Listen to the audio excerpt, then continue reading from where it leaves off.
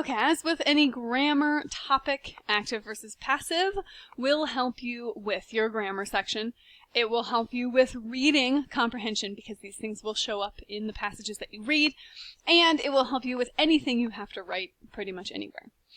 Now, what is the deal here? Active voice, the bat hit the ball. The bat is the subject. We know about subjects. Hit is the verb. The ball is the direct object. So the ball received the action of being hit, right? And then the bat is the thing that did the hitting.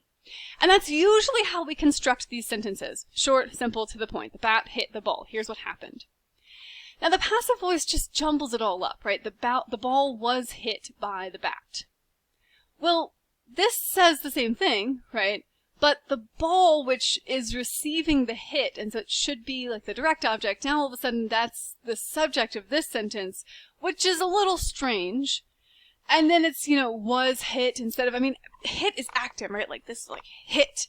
And then if you say like, oh, well, this is a thing that did happen, was happening, it's just more passive. That's the idea. Passive voice.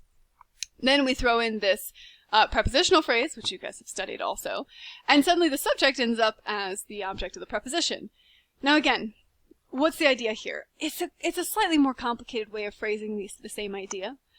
Sometimes we will use this with some of that, British euphemistic type writing, where it's, oh, well, this is sort of a thing, and blah, blah, and it's kind of this flowery, vague idea, or not quite expressing things super clearly.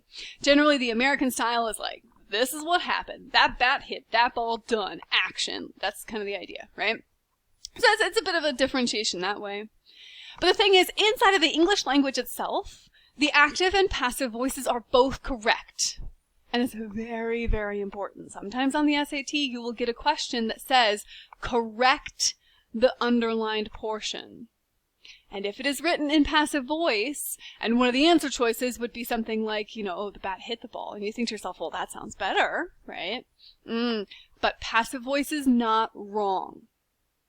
Okay? It's not wrong. This is technically, by the standard grammar, English language, rules, this is right. It's totally right. It's totally correct. However, in writing, it's not as good. You're going to want to use the active voice all the time. And in reading, you're just going to have to pay attention and make sure that you know when these sentences get more complicated, what is it exactly that was really receiving the action? Even if the sentence is written all jumbled up like this, what is it that actually, received the action? What is it that actually was doing the action? Those are the types of things you're going to want to think about. So, taking all of this information, we're going to go do some practice.